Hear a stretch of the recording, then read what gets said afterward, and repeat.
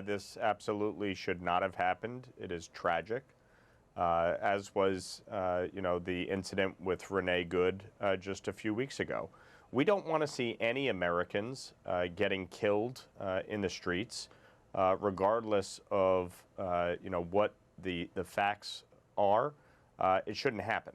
I think obviously there needs to be a thorough and complete and transparent investigation with the cooperation of federal, state, and local officials. And I think that's a good sign that President Trump and Governor Walz spoke today.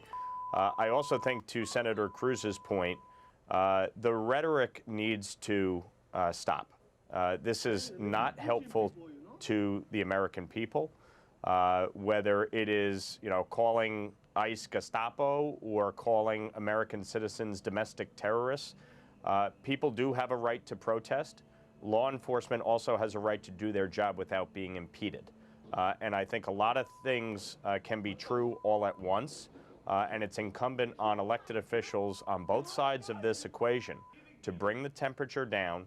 I think, obviously the president making the decision to send Tom Homan to Minneapolis and removing the Border Patrol agent Greg Bavino, I think is a positive step. I think Tom Homan should be able to get this situation under control. But the one other thing I would say that I think is important here, the reason there is a surge of ICE agents and Border Patrol agents in Minneapolis, in large measure, is because of the sanctuary policies that have been enacted and the refusal to allow local law enforcement to cooperate with federal immigration officials. That is something that I have said for years is wrong. It is counterproductive and counterintuitive, and is actually contributed to this situation because you have had this surge. It would not be necessary, and in other parts of the country, you don't have this situation because there is cooperation.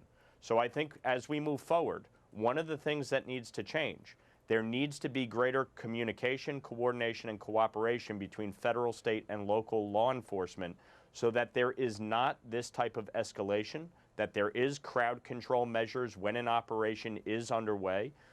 I don't want to see death anywhere. And I think this moment is a moment for all of us to come together and address the policy head on as Republicans and Democrats, and make sure this is a policy that works for the American people and that we are actually addressing the challenges facing the country.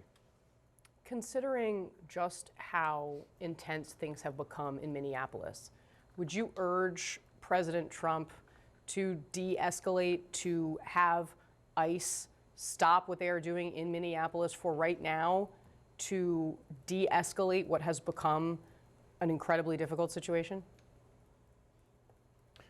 Well, there's no question we need a de-escalation, and that starts with the rhetoric. I think it was a good step forward that the governor and the president spoke today. I think they need to continue to speak. Again, I think there needs to be greater communication, cooperation, and coordination between federal, state, and local law enforcement to control the situation on the ground. But no, I think ICE has a job to do. And the fact is, they have been removing criminal aliens off the streets in Minneapolis.